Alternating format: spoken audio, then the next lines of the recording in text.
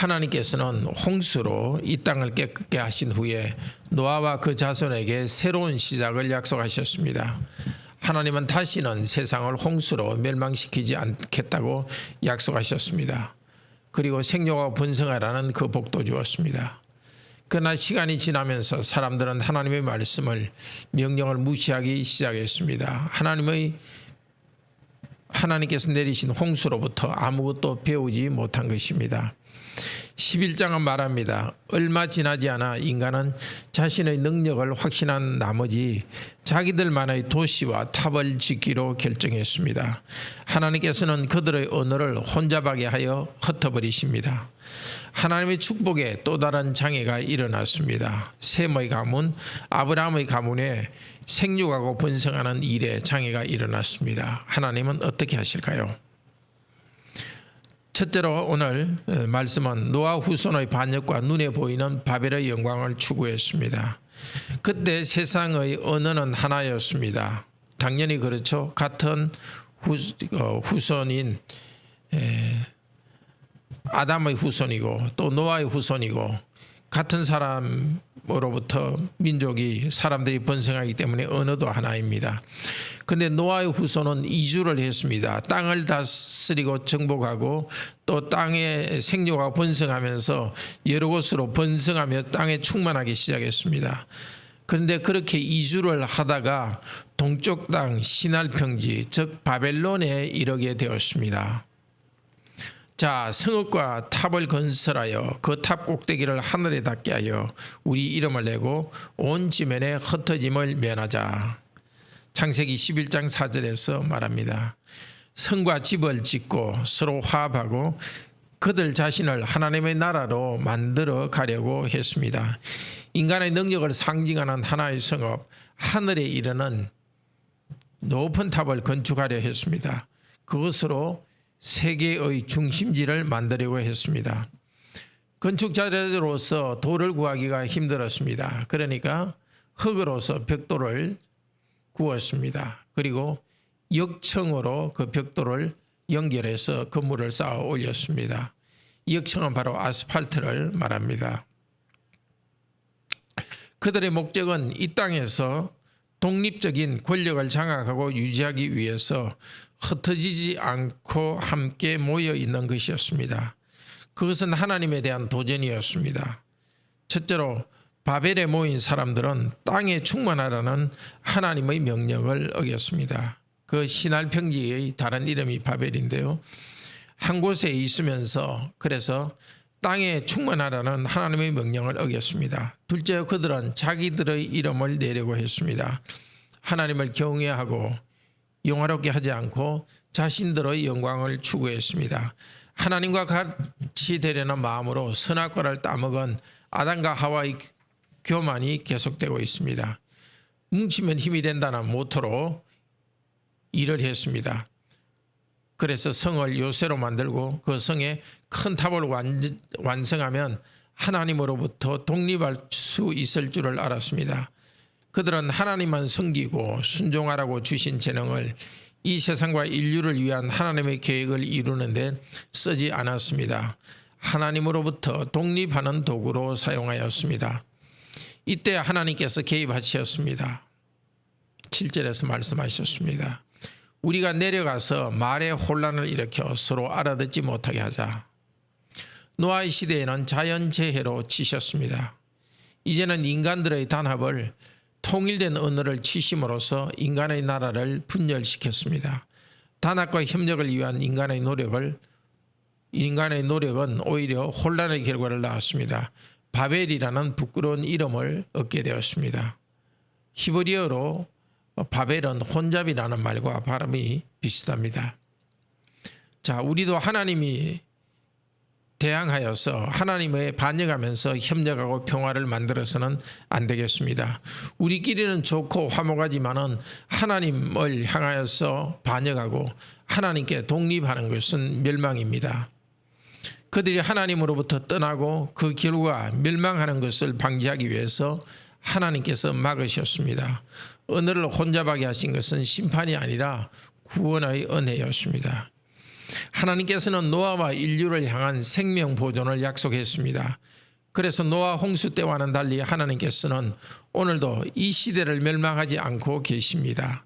사람들은 그 은혜를 알지 못하고 하나님을 의지하지 않고 인간 스스로를 높이고 그 높음을 자랑하고 강력하고 통일된 나라들의 연합을 조직하려고 힘을 모읍니다.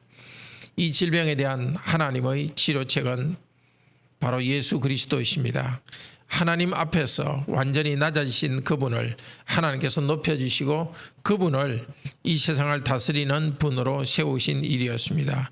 예수 그분을 통해서 심판과 멸망보다 더 근본적인 하나님의 새 창조를 완성하십니다. 하나님은 예수님을 통해서 이 세상에 개입하시고 세상을 구원하십니다. 그래서 아무리 종말이 임할 것처럼 보이는 순간이라도 예수님께서 재림하실 때까지는 하나님께서는 인류의 역사를 중단시키지 않으십니다. 자비롭게 하나님의 은혜와 사랑을 베풀어 주십니다. 이 세상을 생육하고 번성하고 충만하게 하셔서 하나님 보시기에 좋은 땅으로 약속대로 점차 만들어 가십니다.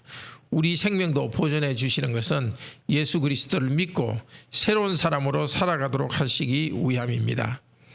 사람들이 보기에 큰 업적을 성취하기 위해서 허영에 빠져서 우리의 은사를 낭비하지 맙시다. 우리는 은밀한 중에 보시고 판단해 주시고 나중에 새하늘과 새 땅에서 은혜로 갚아주시는 하나님을 소망합시다. 그래야 물질이나 명예가 아닌 하나님을 참으로 예배할 수 있습니다. 눈에 보이는 것에 노예가 되지 않고 믿음으로 살아갈 수 있도록 하나님께 간구합시다. 오늘도 그 가르침에 순종하며 살아갑시다. 오늘 후반부에서는 10절부터 셈의 후예에 대해서 소개합니다. 앞쪽 10장에서 셈의 후예를 벨레까지 이어지는 계보를 소개했는데 이번에도 그 계보를 벨레까지 이어진 계보를 반복해서 말합니다. 그리고 벨렉의 후손으로 계속해서 데라와 데라의 아들 아브람의 조카 롯까지 후예를 말합니다. 데라의 후예를 말합니다. 이렇게 생육하고 번성하던 셈의 후손의 가문에 문제가 생겼습니다. 27절에 데라는 아브람과 나홀과 하란 세 사람을 낳았습니다. 데라의 막내 아들 하란은 롯을 낳고 죽었습니다. 생육하고 번성하는 일에 위기가 생겼습니다. 데라의 장남 아브람은 사레와 결혼했지만 잉태하지 못함으로써 자식이 없었더라. 사라는 불임이었습니다. 낳고 하던 이 자손번성의 이야기가 끊기고 있습니다. 아들이 아버지보다 먼저 죽어서 하란의 대가 끊겼습니다. 불임이 며느리 때문에 또 한 아들의 대가 끊길 위기에 있었습니다. 데라는 이유는 모르지만 자기 고향인 갈대아 우르라는 메소포타미아 지역을 떠났습니다. 북서쪽으로 이사했습니다. 이사한 지역을 죽은 아들 하란의 이름으로 불렀습니다. 데라는 하란에서 250세에 죽었습니다. 그의 조상 셈은 100세에 첫 아들을 낳고 그 다음에 500년을 지나며 600살을 살았습니다. 더 거슬러 올라가자면 아담의 후손들은 그 자녀들은 950, 960 그렇게 많은 날을 살았지만 그 수명이 600살로 줄어들고 250세로 또 줄어듭니다. 생육하고 번성하게 하는 것이 어려워진 이 위기의 가정에 하나님께서 나타나실 것입니다. 형제 자매 여러분, 자기의 이름을 높이고 사람들이 힘을 합치는 것은 행복이 아니라 불행을 초래하였습니다. 사람들 사이에 분열을 일으킵니다. 교만한 사람들을 위해서 하나님께서 주신 치료제는 바로 예수 그리스도이십니다.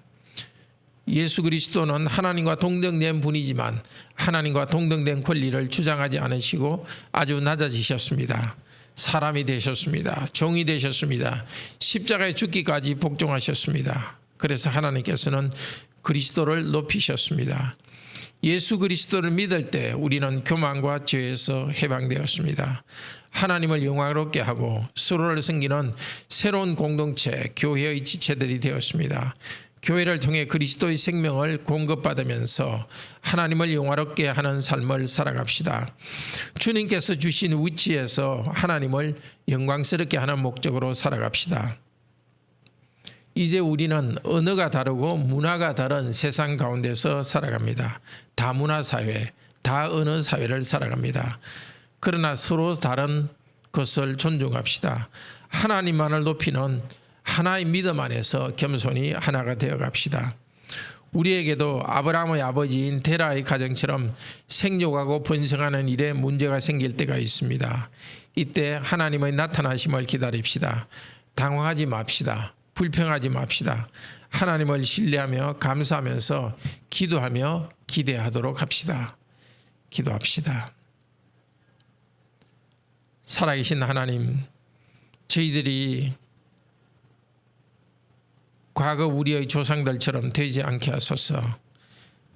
하나님을 영화롭게 하고 하나님을 섬기는 대신에 자기의 이름을 내고 자기를 영화롭게 하는 잘못된 목표에 빠지지 않도록 도우소서.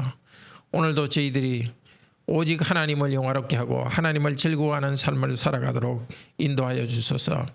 저희로서는 할 수 없습니다. 그래서 하나님 아들 예수 그리스도를 하나님 아들을 예수 그리스도로 이 땅에 보내셔서 예수 그리스도를 믿을 때 우리도 낮은 마음으로 하나님을 영화롭게 하고 서로를 섬길 수 있도록 만들었습니다.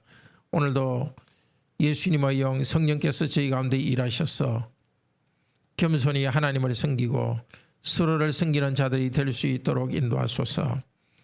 우리에게도 과거처럼 큰 문제가 생길 수 있습니다. 문제가 일어날 때 당황하고 불평하지 않도록 하시고 온전히 하나님의 은혜만 바라게 하여 주소서.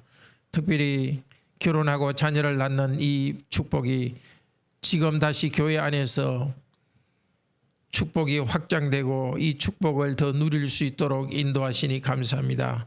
그러고 하신 하나님, 우리 성도들 가운데 결혼을 기다리는 청년들에게 결혼할 수 있도록 인도하시고 또 자녀를 소망하는 가정에 자녀를 주셔서 경건한 가정이 생육하고 번성하게 하소서. 이 아침에도 저희들이 영적 문제를 가지고 나왔습니다. 저희들의 영혼을 만져주셔서 겸손하게 하시고 더 하나님을 영화롭게 하는 사람으로 변화시켜 주시옵소서. 경제적 문제와 건강의 문제, 기타 직장에서의 어려운 문제들도 있습니다. 주님께서 이 모든 문제를 풀어주소서. 과연 하나님께서 살아계시다는 것을 체험하고 살아가는 저희들이 되게 하여 주소서. 주 예수 그리스도 이름으로 기도드립니다. 아멘.